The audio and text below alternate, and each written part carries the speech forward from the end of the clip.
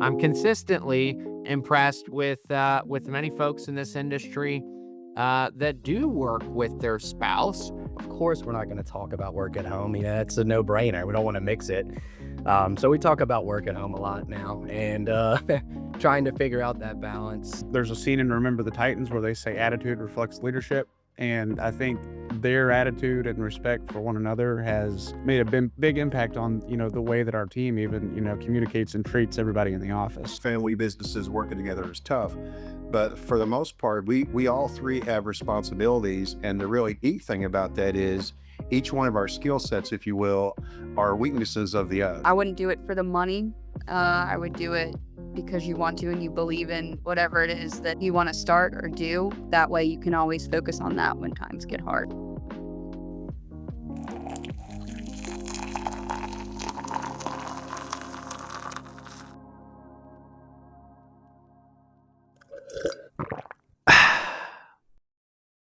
Well, good morning and welcome to Coffee Break with Jake. We have this call every Friday at 11 a.m. And selfishly, I host this call to learn from each and every one of you, usually about business, but in this case, about marriage. I'm always welcome to any marriage advice that you want to offer. I'm thankful that my wife has tolerated me now for 11 years, nearly 11 years. So that's good news. But we don't work together. I think that's probably contributed to her tolerating me for all this time is that we don't work together. I'm consistently impressed with many folks in this industry that do work with their spouse, and I'm super excited to be joined here today by Katie and Parker Smith with APS, a lovely young couple in the security industry, second generation. We also have with us Barb and Dwight Sears, also a young, lovely couple in the security industry, the first of now a two-generation family business. And we have Jim and Rita Parker on the line listening in. I'm not sure if they're going to be able to chime in on the call today. But they are also one of my favorite couples in this industry. They have a family business in Denton, Texas, and I really love their story. I'll tell you guys a little bit about it afterwards if they can't chime in. But I'd like to just introduce our couples here. I'm going to start, if I could. I would like to start with Barb and Dwight. And I'm gonna give Barb the floor here. Barb, if you would you tell us a little bit about your business, where you're calling in from, and how long you and Dwight have been working together? Well, we are located in Somerset, Kentucky. We have a security business and we have an HVAC business, and they're side by side. So we work back and forth all day long. And our son Taylor, a lot of you know him, he helps us run everything. Somerset is southern Kentucky, very rural. We're about halfway in between Lexington, Kentucky, and Knoxville, Tennessee. And we work all over the state of Kentucky, some into Tennessee and some into Indiana. Dwight and I have, let's see, we've, I'm trying to think. We've been together 38 years. And when we started dating, he went to work with my dad and all of us at the HVAC company. And then next week we'll be married 37 years. And we have worked together. He left and went to work for the electric company for a little while. 34 of the 37 years Yeah. we worked together. Yeah. Wow. Somehow we haven't killed each other. Well, any secret to that? Because I'm curious. I'm trying to stay on this side of the ground with my wife. I don't want her to kill me. So, is there any secret that you have to Dwight? You want to offer me any advice there? Yeah, it's funny. We hired a sales rep for our HVAC division a couple years ago, and he came on board, and he actually worked in the industry for a competitor. He said, for 25 plus years, I've watched you all, and I'm curious how that works. and Taylor's on the call here as well. And he actually asked Taylor that. He said, "How does the dynamics work?" Because where he came from, he didn't, he didn't see a lot of family there. It was just uh, so it's a little different, right? And structure also a little different. And I love the answer that Taylor had gave him. And this is basically my advice: is to really just stay in your lane. Uh, I think he said something like, my dad's the visionary. He's got the thoughts in his head. His job, my job, Taylor's job is to try to figure out how to make what's in his head work. And then mom's job is to figure out how to pay for it. And, we really just stay in our ways. We don't micromanage each other. I mean, it's tough. Sometimes family businesses working together is tough, but for the most part, we all three have responsibilities. And the really neat thing about that is each one of our skill sets, if you will, are weaknesses of the other. So we trust, we just stay in our thing. We made a lot of mistakes. We still make a lot of mistakes. But yeah, it's been fun. I mean, I heard someone say that's been with us couple. I think just recently, last week's sales reps on the low voltage side said he's been here close to 20 years. And I don't know that I've ever seen you all argue. And just down a separate hall, we shut the doors and lock that off. Lots of soundproofing devices in them. But no, we trust each other. And again, I guess really just kind of, if you will, stay in your lane. That's awesome. Barb, any other advice you might offer? I mean, it goes along with just what he said. I don't. We always, all of us, discuss everything. Taylor, Dwight, and I, but I don't tell them how to do what they need to be doing, and they don't tell me how I need to be doing. Even if we don't agree with what they're doing, if it works, just keep your opinion to yourself. Now, see, this is amazing to me because I can't seem. We drove from we drove around Boston last week, and Boston.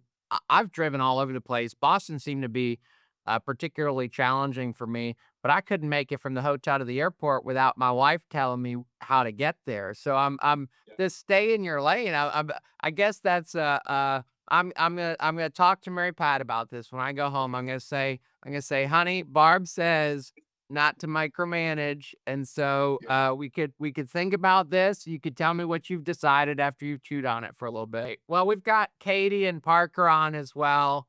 Guys, I'm so happy to have you here.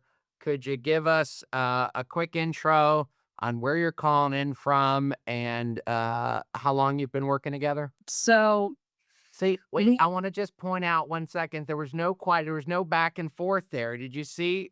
Just Parker knew Katie was gonna go and Katie went. Yeah. yeah, you might have to cut me off because I can get pretty chatty, especially about stuff I like to talk about. So we are calling in from New Orleans. My parents are co-owners to Alarm Protection Services. We service the Gulf South region, so New Orleans, and then about an hour out. And they've been doing this since 1988. So I just turned 30. And about a year and a half ago, I started back at APS because my parents made me work in high school and all that. And I was like, I'm never working in an office. I'm never working in the alarm industry. Parker and I met in nursing school. Um, and I always said, I'm like, I'm never gonna work with my husband. I saw my parents do it. I was like, that's weird to me. We're gonna do different things. And then of course, I meet my husband in nursing school. Um, and we worked together on the same floor in the neuro ICU. We worked in the COVID ICU together. And then whenever I got pregnant, we were like, all right, we got to make some more money. We're gonna make some changes. So he did insurance for a hot second. Um, I worked with organ donation and supporting grieving families through that. And then I was like, that's a little bit heavy, very purposeful, but got to find something else. So I was going to start my own business. And then my dad's birthday, he turned 65 a year and a half ago, I guess, 2 years ago. And that's whenever he was like, hey, have you ever thought about taking over APS? I was like, nope, never thought about it, but we're here now. So, okay. Um, and then it's kind of just been pretty wild ride since then. But yeah, I started back in December of 23, and then Parker came over on his birthday, March 8th, last year. Awesome. Awesome. Now, Parker, going into deciding on, working with Katie. First of all, you said you guys met in nursing school or nursing school or when you were nursing? All right. Nursing school. Nursing school. Okay, cool. So you all meet each other. You go to nursing school. You become nurses. You figure you want to do something else. You're doing insurance. What was it like? What was going through your head when you guys decided to start working together in the family business? What were your thoughts? Any worries, hesitations, or were you just totally excited to think about going into the family business? I think a little bit of both. I think, we knew that we would never bring up work outside of work. That was easy, right? So we knew that would never happen, which has been probably the hardest part. But, when you start and you don't really know, you're like, of course, we're not going to talk about work at home. It's a no brainer. We don't want to mix it. So we talk about work at home a lot now and trying to figure out that balance. And I think at the time, it wasn't as scary because we had actually worked together longer than we hadn't. So I think we were nursing assistants for 2 years during school together, and then we were nurses in the ICU for 2 years together, and then we did our own thing for like 3.5 years. So I mean, it was kind of just like, all right, well, we'll go back to what we were doing the first time, just instead of saving patients on a daily basis, it was a little bit more laid back and more, business oriented. So it's kind of just relearning a new industry. It was my third industry learning in 5 years that I had to do. So it was a lot. Obviously, y'all know this industry has a lot of different areas you can go, new technology. But I think for us, it's just been kind of figuring out what Dwight and Barb had said is finding your lane, and knowing where it crosses over, where you can help each other, and also knowing where she does something a lot better than I do, and just say you run with it. And I might do something like she hates numbers. I love numbers.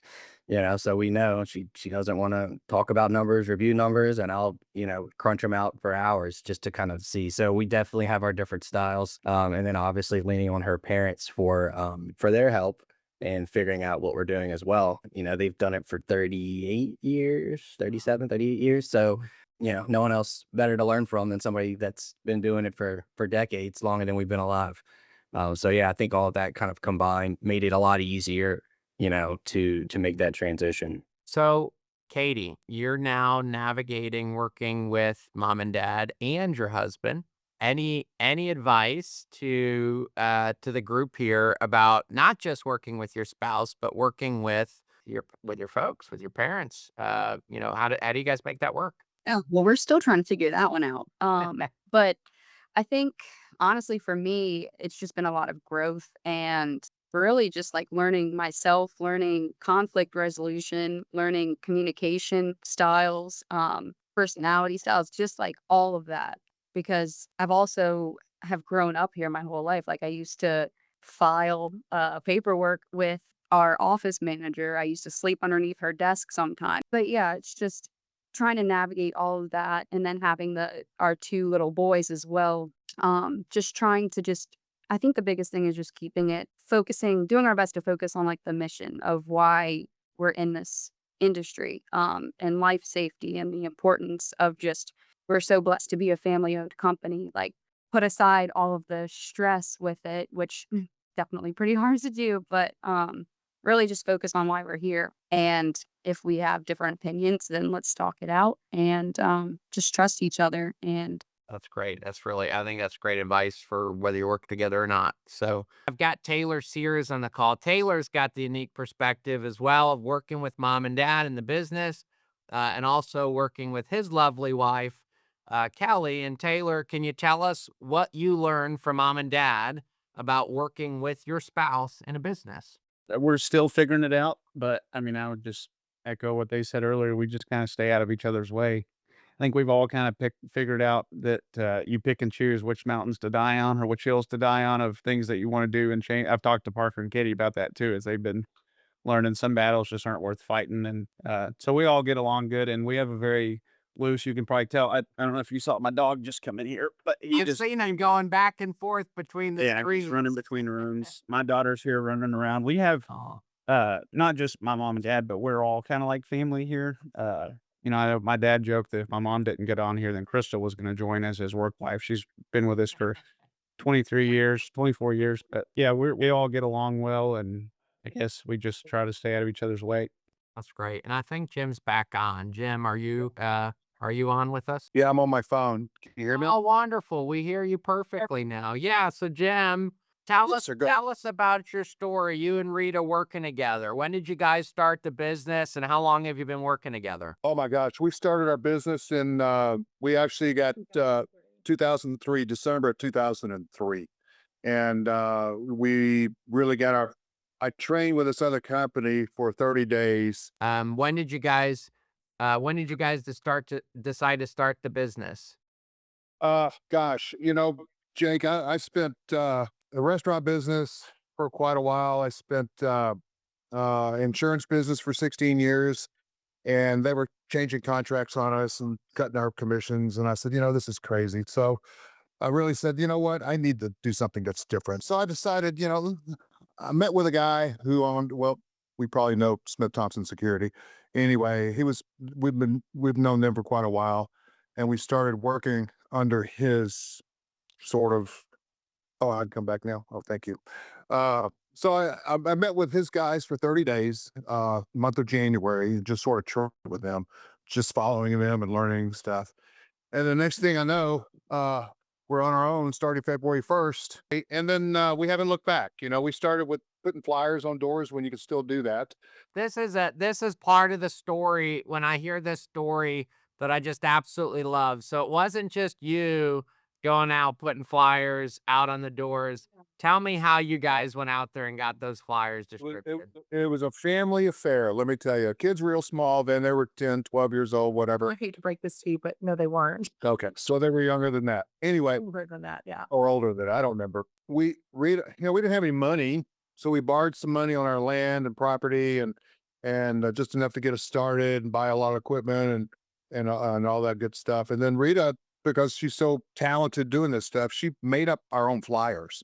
Had them printed them out, and she even made our little things you put over your shoulder to like newspaper boys did years and years ago. And she made those, and so three of our kids, Rita and I, we just took off. And then so we hit those up. And sure enough, we started getting calls and business started coming in. And, you know, it was a tough go. You know, but a couple years later, we started making some decent money. And then we hired a company to put those flyers out for us at 10 cents a piece. And actually, from there on, we started a little website, not a very good website, but we started a website, and we really haven't looked back. It's just been, we don't really do any marketing at all. Zero, never have. And other than flyers at first, and then we quit that. And now it's just word of mouth. We're not a great big company, but, you know, we're very comfortable. We do quite well, and we're excited to continue to work this thing. So how many years has that been? 22 years, 22 years. And how many kids? We have 5 kids. 5 kids now, 12 grandkids, empty nesters. And we run our business. When we built our garage many years ago, I built a bedroom upstairs. And so we turned it into our office. So we got a great place up there, and it's working out really, really well for us. That's awesome. And so, you know, just to recap on the Parker story, they literally mortgaged the farm to start the business. Jim trained for 30 days in the business and then hit the ground running with the entire family with messenger bags on them, going out, beating out flyers. And I think for those alarm systems, they were all hardwired when you got started. And you charged how much to install it? We did 3 doors, a motion, 1 keypad. And back then, you know, everybody had phone lines. So you had to run a line to a phone demarc outside. And then we did that for $49.95. But we charged a deposit of $16.95, and we got our quarterly from them. So equipment wise, we sort of broke even in a way. So my labor was free. That's the way I looked at it. A lot of sweat equity in that business, Jim. I love you guys' story, and I love you guys, and thank you for sharing that. Now, what I'd like to go back to Barb and Dwight here, and I'd like to ask, like, you know, being in business together, was there ever like a really big business challenge that you're, willing to share about, um, that that you guys had to deal with as a couple, and do you think that it helped that you were a married couple as you dealt with that? A challenge, naturally, there's a lot of challenges. I mean, we could probably speak all day on the challenges of a small family mom and pop operation. But I guess trying to be careful not to grow too big too fast. Naturally, in anything, you can be as busy as you want to be, and early on, we said yes to a lot of things. uh, a small town, right? Everybody knows everybody, and so if somebody had a need, they would say yes. So what we ended up doing a lot of things that probably we shouldn't have been doing, and then when Taylor came on board, we kind of grounded that and kind of focused in on what our strengths are, and it kind of changed us. I mean, over the last 5, 6 years, I guess, we've kind of transitioned from a large residential company to now, I mean, we are a large commercial company. And I didn't even know this, but just, in one of the sales meetings, I guess it was this week or maybe last week, Taylor talking, we've now got products in 10 different states, and products and services. And so we never really set out to do that. Like I said, if you're not really careful, you can get too busy. And so I think we did go through some growing pains, even with our central station. I mean, we were going through growing pains the same time this was not the current provider, but they were going through growing pains as well. So that was a really challenging moment for us, is trying to figure out, okay, we've been with you for many, many years. And so I don't know if anybody's ever changed central stations, but that's a challenge within itself. And yeah, that was an interesting time. Yeah, I think it's like we went through, like a big transition with software years ago, and it was very stressful. It was like pulling the engine out of the car while the car was, racing around the track, right? And it's a very scary thing. Now, the flip side is that if when that didn't go right, because it went very wrong, it was took a few years off of my life. But when you switch central stations, it's not the worst case scenario isn't that some shipments go out. The worst case scenario is, hey, somebody's real emergency doesn't get responded to, right? Like that's a real stressful thing. And that's a very, very big decision to make that decision. It can't be taken lightly. When you are making big decisions, whether it's changing a central station or changing the direction of the company, what you guys really want to focus on, or deciding on, hiring or firing a key employee, just real big decisions. How do you navigate that? Is that something where one of you is the primary decision maker on that, or are you both kind of talking it out? How do you deal with those big decisions? Well, I don't know. When Dwight and I first met, we probably didn't think alike, but 38 years later, we think alike. So we see things, about 95% of the time we think alike. So we see things the same way. So we're just fortunate because we refuse to argue over things. We don't always agree on things, but we're just not going to fight and argue over it. So majority of the time when there's a big decision to be made, we both see it the same way. And now we've got Taylor. He doesn't always see things the way we do. But we just discuss it and come out with the resolution how we're going to handle it. And as far as who does what, through the years, we have let people go. Not that we wanted to let anybody go, but it's part of it. And we usually decide which one of us, of the three of us, really, which one of the three of us is better suited to deal with that person or that situation. So it's been me, it's been Taylor, it's been Dwight. It just really depends on the decision that has to be made, and then we fit the right person to that. All in all, the biggest thing, I mean, I don't know how much we bring to the table because we just refuse to argue over things.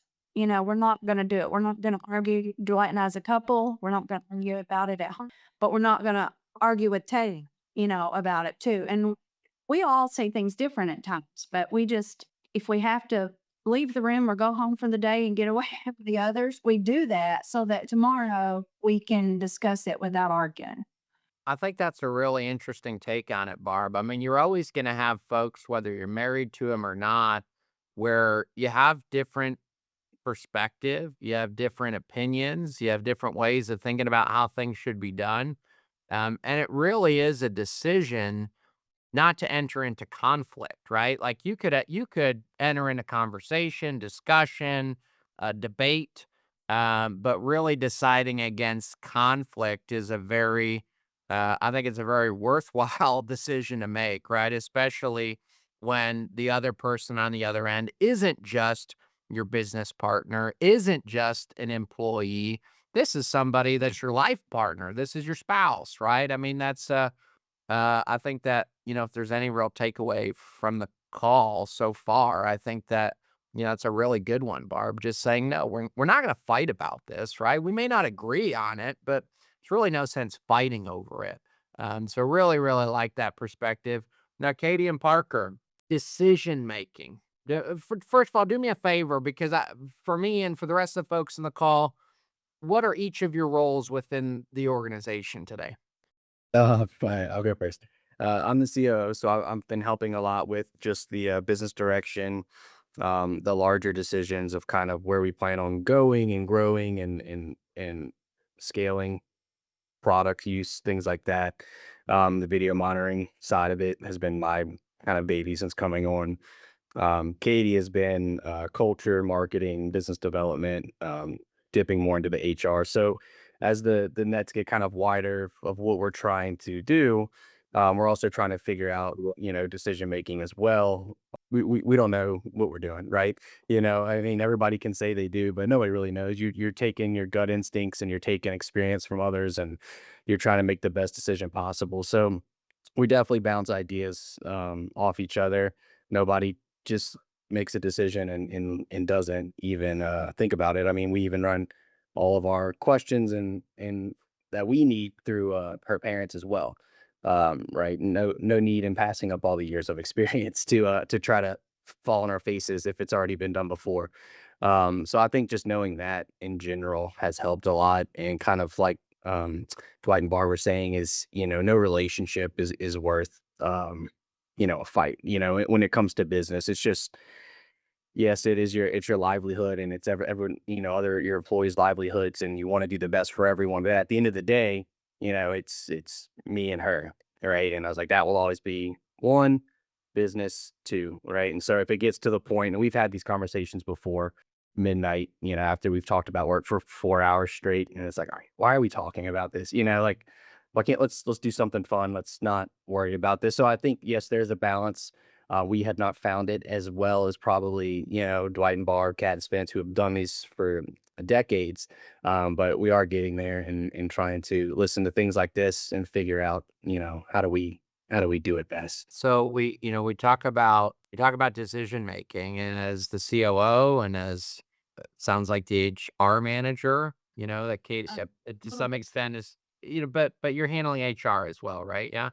Yes and no. My mom is still mainly HR, but I'm slowly taking the ropes for that as well. But I think really my role is just like developing the team and being the voice of them, having meetings with them, empowering them, goal setting, all of that. So Parker's more of like the brains of the products and all of the actual like business decisions. Obviously consulting with people that know the industry a little bit better and have been here longer, consulting with my dad pretty often. And then for me, it's basically just coming in with like, all right, what can I do to make everyone's day just a little bit better? And how can I get everyone to focus on why we're here, why we're doing what we're doing, and just, try and figure out how I can make the biggest impact and help the most amount of people in the job and work history that I've had.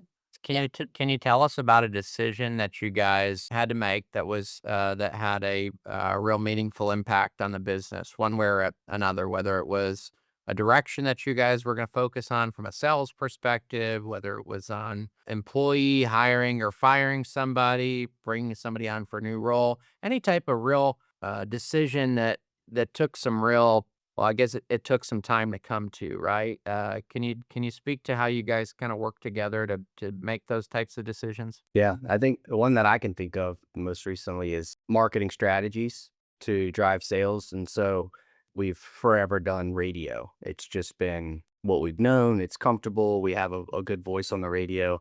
And so a lot of research and conversations between Katie and I, and also between us and her parents of, I know this is what we've done. Let's try something different, right? Let's maybe try the commercials like on TV. Let's do the live spots. And so that was something that took a lot of back and forth decision making where, you can definitely see the benefit of one versus the other. And in marketing, you can't really say like, this is definitely going to be better than that, right? It's always a trial. And so her parents having, the faith in us to do the research on the video side of it, and make those decisions. And then for us as well to figure out how we wanted to run those campaigns. So that was one thing that took a lot of back and forth. I mean, I don't know, 6 months probably of numbers and analytics and trying to figure out strategy on how we wanted to do it, and ultimately deciding on a 6-month trial, right? July to December. And let's see how this goes. And if we need to recalculate, then we'll do that. Yeah, so if I could pull something out of that, I think what I'm hearing is, hey, big decision to be made where the answer isn't very clear. So what we're going to do is we're going to take time to decide on this. We're going to discuss it. We're going to analyze available data to see, how we can at least come to a better decision or the best decision.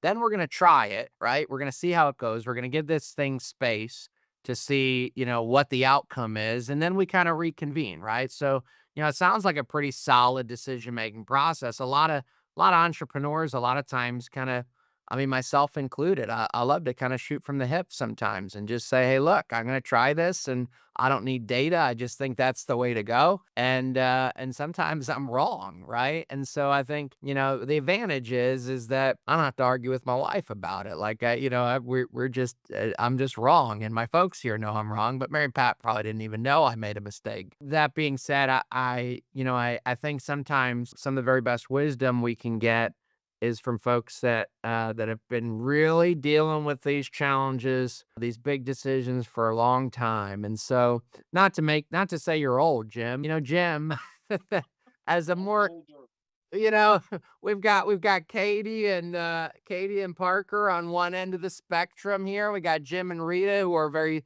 well seasoned in life and marriage and business. Tell us tell us how you guys make big decisions as it relates to business. How did you guys just kind of, over the years, how have you decided on big things?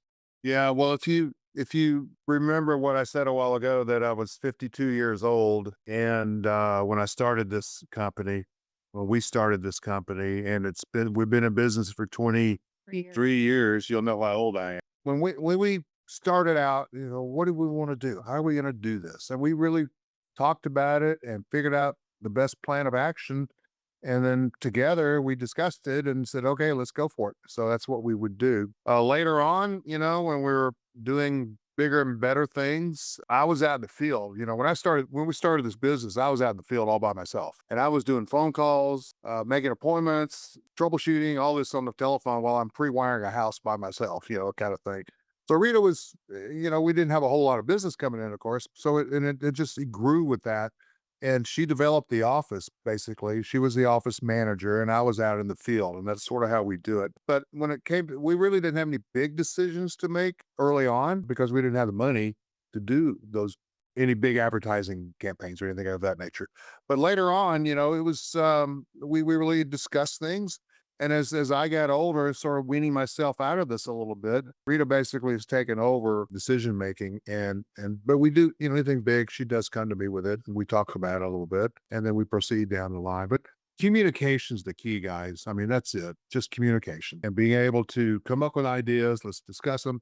And do we move forward with them, or do we nix them, or how we go about doing those things? Like you said, Jake, I mean, oftentimes we just shot by the hip and just said, well, let's try it, and we've burned a lot of money on things. And then some things, the simple stuff has turned out to be amazing. And sometimes one customer ends up like becoming a gold mine and it just blew up from there. One customer turned into 150 overnight, kind of thing. So just good good customer service. You just never know when the good one, when something's gonna go from there. I think what I'm pulling from that too, Rita, is, some decisions, you may burn some money on it, but you got to try different things. And sometimes, you can't go into analysis paralysis on overanalyzing whether you should or shouldn't do something. And you got to have a relationship, again, whether it's with your spouse or your business partner or even the folks on your team, of trust, to where you say, hey, look,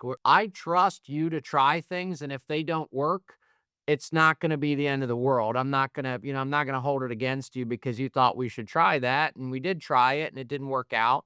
To Rita's point, sometimes those small bets pay dividends, right? It was something that, you tried and it worked out, and all of a sudden you got more customers. Now, I am curious though, when it came to choosing a preferred distributor, was this an easy decision, a unanimous decision, or, how much deliberation was involved in that kind of decision making? We met this young punk kid many years ago. In a suit way too big. And Looked like he was right out of high school. he talked us into that the next big thing was going to be import. And what he turned us on the purse, and that was the best thing that's ever happened to us. All So- three of them, right? All three of them, and one of them was for his parents. Yeah. Anyway, so we met Jake. Good gracious, Jake, how long ago was that now? I guess it was 13 years ago. Well, how old are you now? How old are you now? I am 34. Yeah, we had to sign this little contract thing so you could be part of his club. The best distributor in the whole world. I've loved watching your business grow. We started working with him and ordering, we used pretty much DSC exclusively, and we weren't doing cameras at the time. We were just trying to get customers. So he was very helpful with that. We were using Triad or Westco or Annixter, whoever they are now, who knows. So yeah, Jake's been great. SS&Si obviously has done real well. We were up in Tulsa with his opening up there. That was fun. And, but you can't go wrong with Jake, and his pricing is great. He'll match anybody, and, it's just really good. We've been with Jake for years and gonna be with him till. How was that plug, Jake? Do you feel good? Guys, if anybody was wondering why I brought Jim and Rita on the call today, it was really for that. So, you guys are great. Well, thank you so much always for your generous plugs and promotion and referrals. I greatly appreciate that, and I just really love you guys' story. Now, I did see my dad's come off of mute, and so I did want to point out again, an inspiration for me in life and in business has been my own parents' business story. They own an alarm company. Dad, tell me where you're calling in from, and tell me how long you and Mom have been working together. And do not listen. Jim and Rita already got all the nice things about me out, so do not end this call with nice things about me. Just talk about you and Mom. Well, Bridget and I have been married. It'll be 45 years in another week and a half. So we're excited about that. I'm definitely blessed. As Jake mentioned, we have 4 children, and Jake being our youngest, and I'm not going to get into it, made me so proud. Okay. Anyways, I wish that this forum and this group was here 45 years ago to help us, because definitely I would have learned a lot from all of everybody that's here, because I wish I took your stories and knowledge and had it then. But we've been blessed. We've worked together actually 45 years.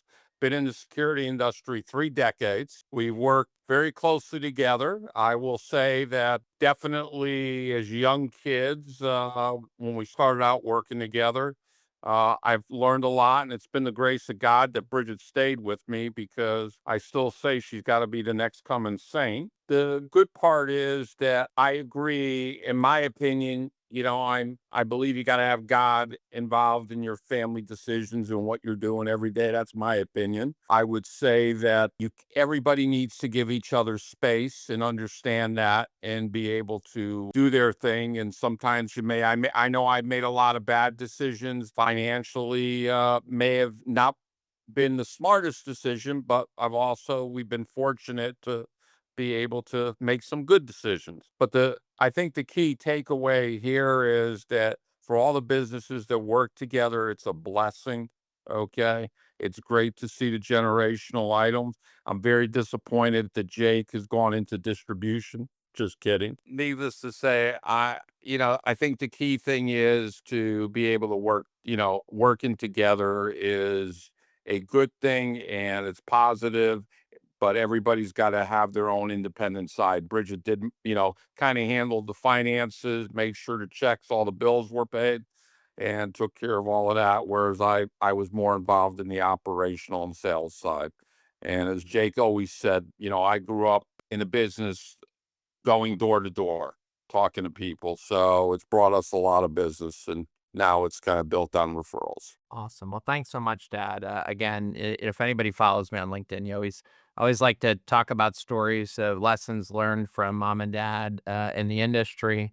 I think that one of the things I recognized early on working with my parents, because I did work for them for a few years, they didn't disagree. They were always a united front in front of us and in front of other people, right? And I think that's an important thing too, right? Is that, when you have kids or you have employees, is that, not creating this perception that there's division amongst you, even if you disagree. I would know for a fact mom was wrong about something or dad was wrong about something. But the thing that always drove me wild is my dad would look like it didn't matter. It didn't matter what I thought. I knew what side he was on. And I honestly think that that's something I learned and now even realize with my kids, I'm not very good at it. Sometimes, it really takes, you have to be very intentional about kind of creating that united front. And I'm working on it. I'm getting better at it. But Dad, thank you again for jumping on and joining us. We have a few minutes left. And so I'm going to go kind of quick rapid fire on these. Dwight and Barb, you have two folks thinking about married couple thinking about going into business with each other, whether it's in the alarm business or any other business, right? One has a good job or they both have good jobs and now they've got the entrepreneurial itch. They're looking for, a better life for them and their family. What advice or encouragement or caution would you offer them for a married couple looking to make that jump? Make sure that you're passionate about what you're doing. If it's just a job and you're both coming in at just a job, it's probably not going to work. But you really have to enjoy. Like I love what I do. I love coming in. And one thing to add is, depending on if you continue to grow and what you're doing, just surround yourself with people that you trust that can do the job. They're competent. They're able to make decisions, empower them, allow them to make decisions, be right or wrong.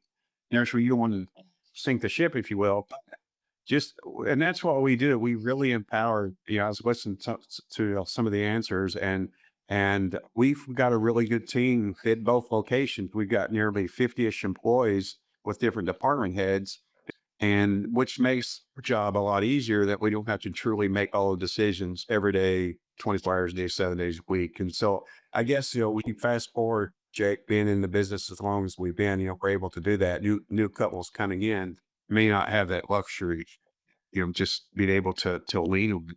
And these groups that we're part of, there's several groups. I won't name drop, right? But there's several groups that I've been able to say that if you were to peel the layers of onion of our DNA, there's a lot of different groups in the industry, a lot of different wonderful people that, a lot of us on this call know that we've really turned to and trusted to help us. So, to your dad's point, I wish this would have been around many, many years ago.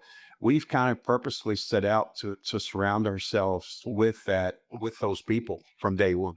And it's been really cool. And, so yeah, I'm never or said anything, but that would be my advice. Make sure you like each other because you can love each other but not like each other. There's a big difference. You can't be the kind of couple that goes on vacation together and can't wait to get back to town so you can go back to work to get away, because you're together 24/7, and you have to like each other. I think that's great. I think that's great advice too. And I think that there's some folks that I also realize this is that when I walk through the door at home, I'm not exactly the same guy as I am in my office, like I have a slightly different temperament, at work, I'm a little bit more intense, right? And I would say that, not only, just to add on to that, Barb, is like, you gotta realize you gotta like that person the way that they work when they're working too, because if they have a very specific way of doing their work, you may not have ever been exposed to that either, right? You don't know how they work. You don't know how how they are when they're head down in a project. And so really good point on that, Dwight and Barb. Thank you for that. Sure. I'm gonna do Jim first and then I'm gonna jump to Taylor. Take the personal out of it. This is a business. I love my wife. We've been together for 46 years, been married 44 years, like George.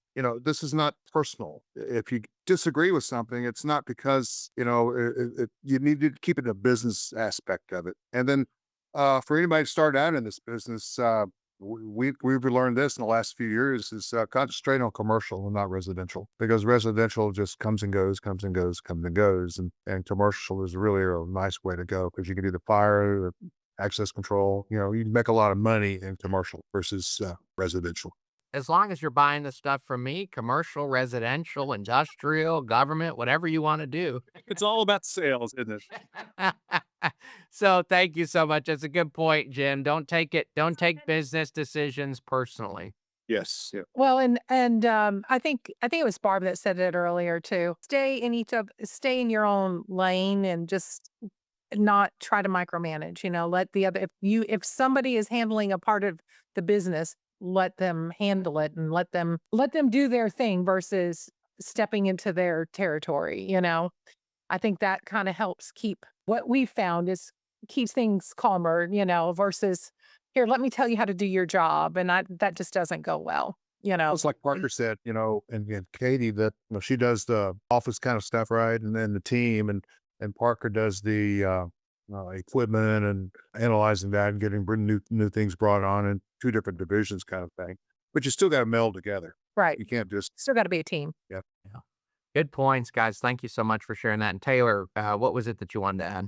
I was just going to say, I heard my mom and dad talking about, the way they get along and don't argue and, cuss and scream and all that kind of stuff. But I was thinking about, there's a scene in Remember the Titans where they say attitude reflects leadership.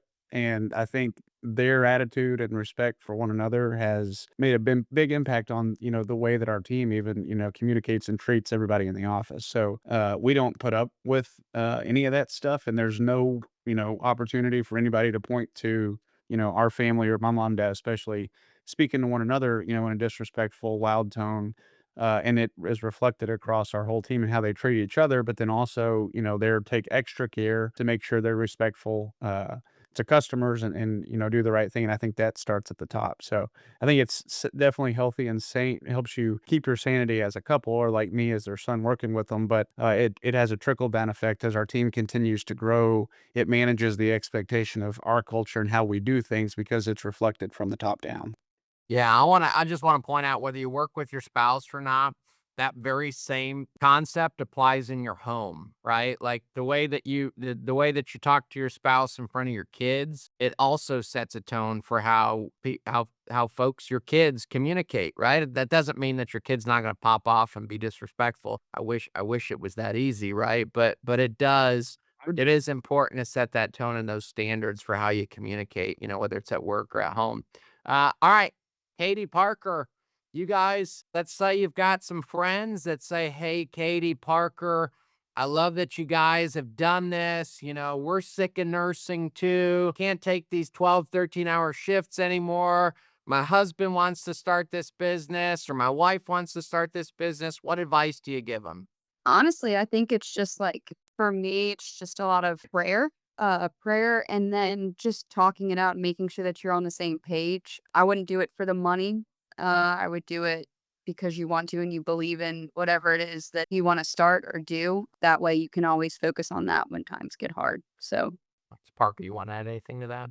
No, I think it kind of helps, genuine passion and, both being on the same page as a couple of what you want to accomplish, both personally and professionally makes a big difference. Otherwise the smallest little bump in the road and it'll all crumble apart. So I think we're also, on that note, I think we're also fortunate to be in the security and life safety industry, right? It's an easy industry to be very passionate about. We protect people, property, pets. We save lives. We send help when people need it in their worst possible moments. Even me selling products to folks that go out and install it, it could seem like a very boring job, except I know that all the stuff that goes out the back here is going into folks' homes. It's going into their businesses. It's keeping them safe. And so I'm very thankful to be a part of an industry that I'm passionate about. I can see the passion that you all have for this industry. Just even the fact that we've got so many folks that join this call every week. I want to thank all of you. I want to thank our lovely couples for joining the call today. I want to thank everybody else for joining as well. We have this call every Friday at 11 a.m. Next Friday, I'll be off. I'm going to struggle through a golf game in Salt Lake City. We'll see how that goes. I'll report back to you, Taylor, on it, maybe send you some funny videos. For those of you that do business with us today, I want to thank you for the opportunity to support your business. I appreciate it. It's an honor to print your logo on the products that you prefer. For those that don't do business with us today and might be interested in doing so, I encourage you to reach out to me. I'd love to connect with you after the call. But whether you do business with us or not, you're always welcome on this call. I'm really glad to have you here. And if I decide to get in any other business, it's going to be the Post-it note business, because I think that's looking up. We're gonna, guys. If you missed it, the next generation of the Silent Guard family is there, just waiting to start. So we're so glad to have Davis here with us as well. Again, thank you all for being here, and have a great weekend.